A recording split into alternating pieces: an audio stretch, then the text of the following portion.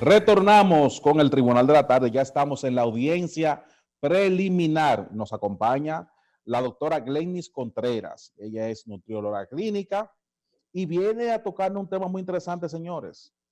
Tema que nos ha preocupado a todos, lo que estamos, ¿verdad? Lo que hemos guardado la cuarentena. ¿Cómo perder peso en medio de este confinamiento producto del COVID-19? Doctora, buenas tardes. ¿Cómo está usted? Buenas tardes, muy bien. ¿Y tú? Bien, gracias a Dios. Es un honor tenerla por aquí en nuestro espacio. Yo encantada, ya me siento parte de la familia.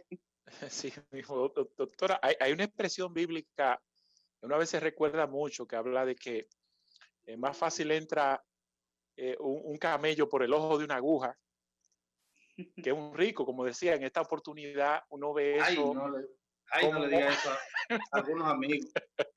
uno ve esa expresión cambiada a la cuarentena de lo difícil que es bajar de peso. Dice, más fácil entra un camello por el ojo de una aguja a que uno pueda bajar en peso en cuarentena, bajo confinamiento, con limitaciones para ejercitar el cuerpo y con esas tentaciones a flor de piel. ¿Usted Sí, nos dice de eso? así es. Definitivamente estos 2 meses y medio nos ha afectado, me voy a meter dentro del grupo prácticamente a todos. Es un tema de interés mundial porque definitivamente la ganancia de peso es una realidad. Y sí, se hace un poco difícil. Mi recomendación de primer plano siempre es que tienen que visitar a un nutriólogo para que éste sea el que de manera personalizada decida de qué forma bajar de peso, cuánto tienen que bajar de peso, sus necesidades nutricionales, que evalúe si tienen algunas patologías de base que puedan estar relacionadas al aumento, a la ganancia de peso y a la dificultad para bajarlo, etcétera. Pero sí, definitivamente existen recomendaciones de manera general que se pueden tomar en cuenta para las personas que están en su casita y que tienen ciertas limitaciones de movilidad y que han comido de más prácticamente. Doctora, yo voy a hacer mi pregunta va en dirección a un comentario que estaba haciendo uno de nuestros compañeros hace un momentito. Y él decía que anoche abrió la nevera y se encontró ahí con un suculento dulce de leche y que lo vio muy bonito y que, bueno, se resistió. Pero yo le decía que él sabía ya, su cerebro sabía ya que ese dulce estaba en la nevera y que en cualquier momento ese dulce iba a romper esa barrera entre el deseo y la resistencia. Entonces, tenemos a la familia confinada en nuestras casas. Nuestros hijos, que son los que más les gusta abrir la nevera en el momento que están encerrados. ¿Cómo podemos nosotros lidiar con esa ansiedad que se produce cuando usted está en la casa, que usted no puede salir, que usted no puede prácticamente ejercitarse, porque si va a hacer cualquier ejercicio, debe hacerlo ahí en ese espacio, pero la mayoría del pueblo dominicano no tiene la facilidad, no tiene la oportunidad de ejercitarse en su propia casa. Entonces, ¿cómo hacer para controlarnos un poquito y no aumentar de precio en este confinamiento? Bueno, si yo tuviera como la fórmula así para decirle de qué manera controlar esa ansiedad, bueno, pues se las daría, pero realmente no la tengo. Mi recomendación que siempre le hago a mis pacientes, familiares, allegados, amigos, es que deben establecer horarios específicos y que no se nos salga de control por el simple hecho de que estamos en la casa todo el día y sí establecer horarios para las comidas, evitar el comer entre horas. Si tengo, como tú dices, un dulcito en la nevera que estoy pensativo que está ahí y que yo sé, mi cerebro no lo puede obviar que está ahí. Ya con eso lo que puedo hacer es limitar la cantidad y saber que no me puedo comer una pasta entera de dulce de leche con guayaba, era. No Sí. me lo puedo comer entero. Racionar, compartirlo, si viven muchas personas conmigo, y tratar de que eso nos dé para por lo menos 3 o 4 días no sé, de placer dulce. Pero sí lo importante está en tomar medidas con los horarios para las comidas y para mis actividades. Con respecto a la actividad física, sí es cierto, hay muchas limitaciones en cuanto a los espacios, quizás no todos cuentan o contamos con espacios que sean para recrearnos y para la actividad física, pero sí se pueden hacer cosas, se pueden buscar, por ejemplo, videos en las plataformas que estén disponibles para realizar videos que sean, ejercicios que sean caseros, que no necesiten un espacio muy amplio, en el caso de que contemos o vivamos en un edificio, tratar de ahí mismo, en el mismo confinamiento, bajar y subir las escaleras un par de veces, etcétera, etcétera, pero sí hay que buscar la forma. Doctora, ¿cuál es la hora recomendable para cenar? Para cenar, bueno, yo no establezco una hora arbitraria, pero siempre les recomiendo a mis pacientes cenar de 2 a 3 horas antes de acostarse. Y les exijo de manera enfática a mis pacientes que deben dormir de 7 a 8 horas. Ya usted de ahí en adelante calcula cómo le conviene mejor, pero sí de 2 a 3 horas antes de cenar. Si yo me acuesto a las 10, pues ya a las 7, más tardar 8, ya debo haber cenado. Esa es la idea prácticamente. Bien, estamos conversando con la doctora Glennis Contreras, nutrióloga clínica, y estamos hablando precisamente de cómo poder perder peso en medio de esta cuarentena. Doctora, hay una situación que la gente también está comiendo por ansiedad. Están trancados, están cerquita de la nevera, cada vez que entran a la cocina abren la nevera y van a encontrar comida.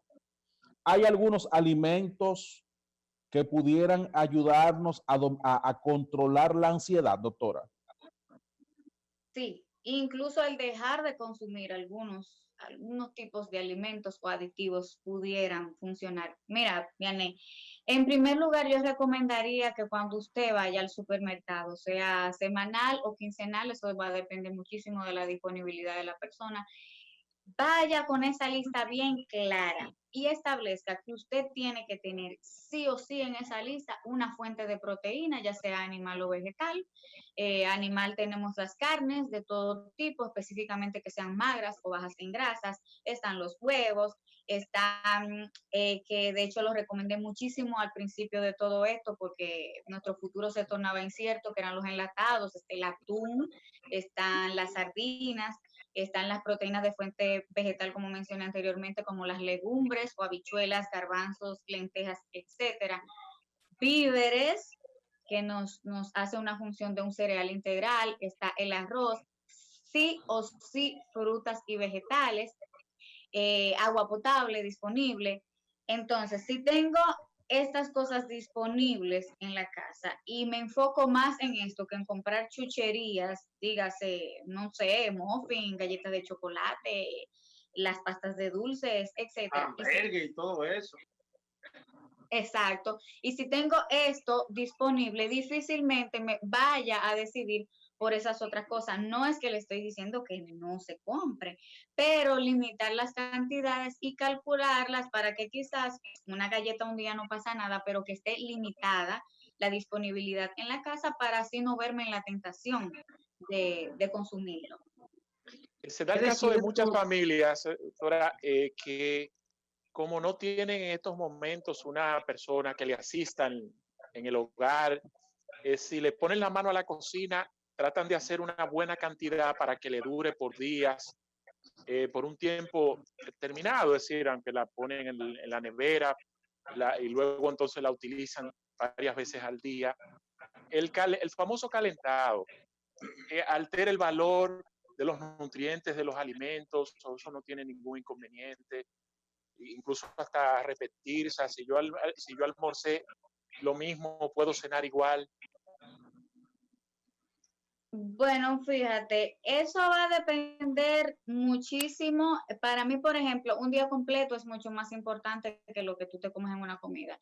Sí, dentro de mi balance diario, porque lo ideal en nutrición es llevar una dieta balanceada, que hayan de 4 a 5 porciones de frutas y vegetales al día, 2 o 3 raciones de proteína, 3 de carbohidratos, etcétera, etcétera.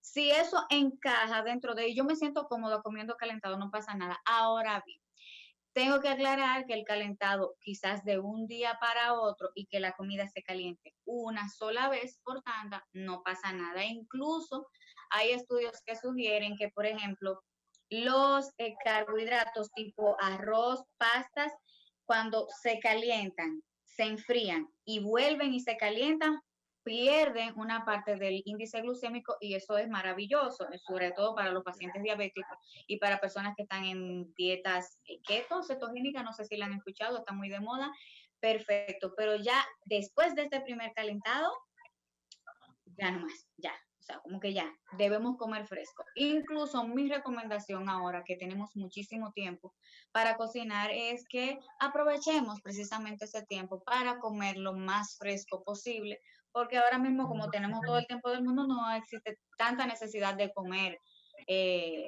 calentado sobre calentado. La doctora no es partidaria que en esto, que el que almorzó arroz, habichuela y carne, guarde una parte para la noche y remate con esa misma cantidad. Es que difícilmente, si hago eso mismo, difícilmente mi aporte vaya a estar balanceado. Yo tendría que ver, habría que evaluar qué otras cosas tú te has comido durante el día y se te puede dar tu permiso, tú comerte tu arroz de nuevo de noche. Pero Doctora, por eso digo, mire, usted me va a disculpar, pero la pregunta obviamente que le hemos hecho ha sido para familias de clase media, clase rica, que va a la nevera, que encuentra dulce, que encuentra que se come carnes, que se come huevo. Usted le ha hecho una lista de todo lo que debe existir en la compra para los nutrientes y la cosa. Ahora bien, vámonos abajo, vámonos a la población mayoritaria, vámonos a los dominicanos que quizás comen una vez, pero que se comen lo que aparece. Ese dominicano, o sea, ¿cuál es el comportamiento alimenticio que debe tener mínimamente? Porque a veces no se desayuna. O sea, ¿cómo le afecta este comportamiento al cuerpo humano cuando usted ni siquiera puede desayunarse? Y si usted come un día, probablemente no pueda cenar, porque no tiene. bueno, eso es una realidad muy lamentable que existe en nuestro país, como en muchos países que quizás tienen nuestras mismas condiciones. Sí, y lamentablemente esto tiene un impacto bastante negativo sobre la salud porque la nutrición, una nutrición balanceada va a ser el pilar fundamental para la prevención de enfermedades. Incluso en nutriología se utiliza también la dietoterapia, que es que puedo ayudar ciertas enfermedades a través de la alimentación. Se torna un tanto difícil y es un público que básicamente no busca los servicios de nutrición porque precisamente tienen esas dificultades. Es lamentable, ojalá y que todo eso cambie. Esperamos que eso sea parte solamente del pasado, pero es una realidad. Doctora, la importancia del desayuno y qué desayunar en la nutrición. Eso es una pregunta bastante buscapié, porque es que hasta hace unos días se creía que se decía que el desayuno era la comida más importante. Sin embargo, no hay una evidencia científica que así lo dictamine. De hecho, existe algo que se llama ayuno intermitente, que lo practican millones de personas en el mundo y de hecho es bastante beneficioso porque un ayuno ya está comprobado científicamente que ciertas horas de ayuno, si se hacen de la manera correcta y si sé cómo romper ese ayuno, me da muchísimos beneficios sobre la salud, sobre todo a pacientes hipertensos y no, los diabéticos no los encajaría ahí, pero sí a los pacientes hipertensos y que tienen enfermedades degenerativas crónicas.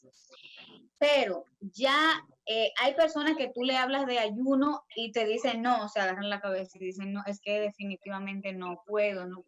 Entonces, un desayuno, en mi recomendación a las personas que están acostumbradas a desayunar es que no se lo salten bajo ninguna circunstancia y que este desayuno siempre debe tener una proteína, dígase un lácteo, como queso, leche, huevo, una fuente de carbohidratos integrales, dígase pan integral, algún víver, una fruta pudiera estar incluida y alguna grasa que sea una grasa poliinsaturada, dígase puede ser aguacate, pueden ser semillas, etc.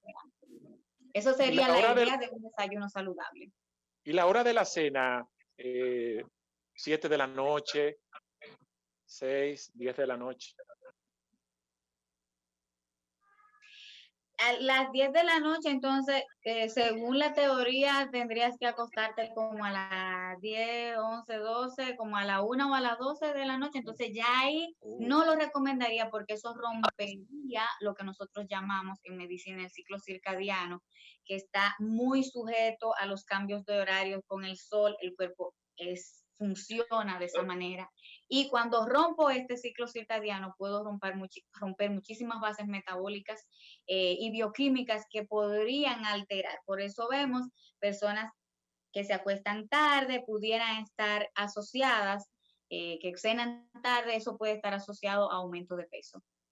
Sí, doctora, finalmente por mi parte, los frutos secos, ¿qué papel nutricionalmente juegan en la dieta diaria? Ahora mismo los frutos secos tienen un boom, son excelente fuente de grasa, como se le diría, buena, grasas poliinsaturadas. Tienen un solo inconveniente, que son muy calóricos, son excesivamente calóricos.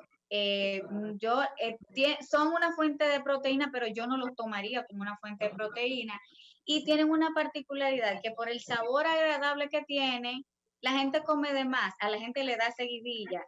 Es verdad, tú a mí comienzas a comerte particularmente. un puñito de almendra y tú te terminas comiendo una funda de almendra. Lo mismo pasa con los cahuiles, son sabrosísimos y la nutrióloga te pone que son de 6 a 12 y tú te terminas comiendo la fundita que compraste. Entonces, siempre racionarlos, son muy buenos, racionarlos, comérselo a modo de colación o de merienda y tratar de sacarlo, los cuentos, los que me tocan para no seguir tomando de la funda porque que yo sé que pueden consumirse de más, pero son muy buenos.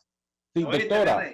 Sí, doctora, Bueno, ¿por qué sí. vemos que en muchas dietas que ponen nutriólogos, como es su caso, por qué eliminan inmediatamente la ingesta de azúcar y también de harina? Explíquenos esto. Fíjate, ese era un punto importantísimo a tocar.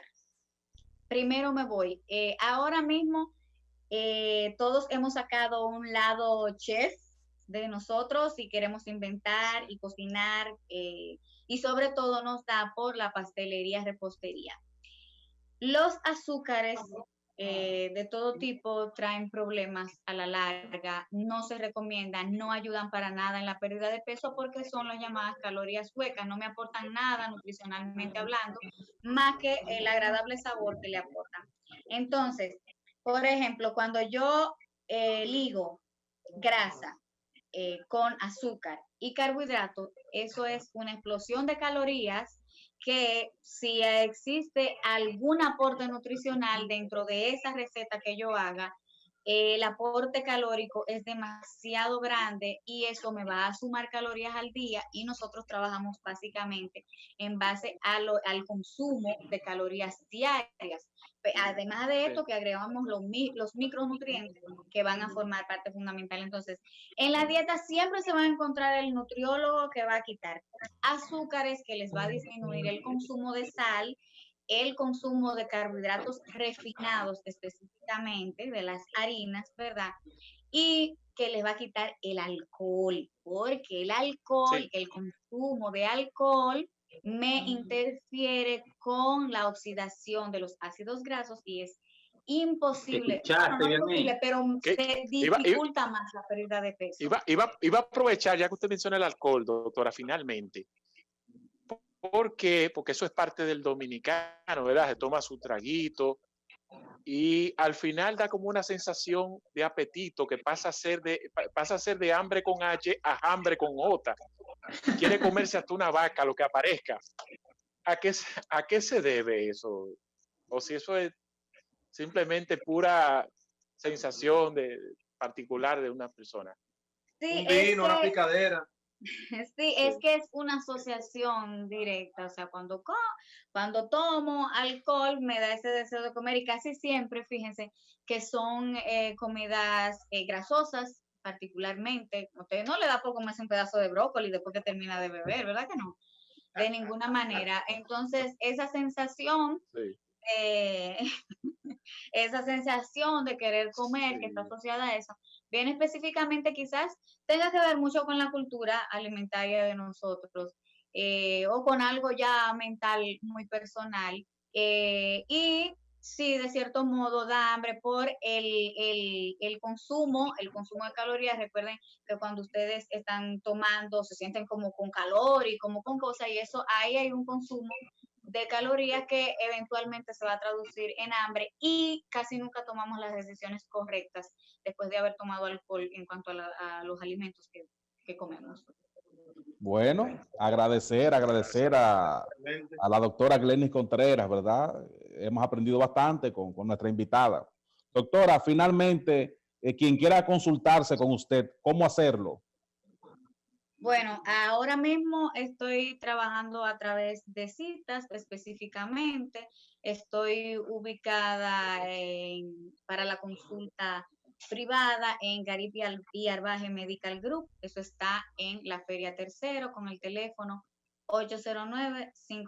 809-534-6299. De los jueves solamente de 1 a 4 de la tarde, por el momento. Bueno, doctora, muchas gracias por haber estado con nosotros. Gracias. Gracias a ustedes por la invitación. Vamos a la pausa. Vamos a la pausa, retornamos en breve.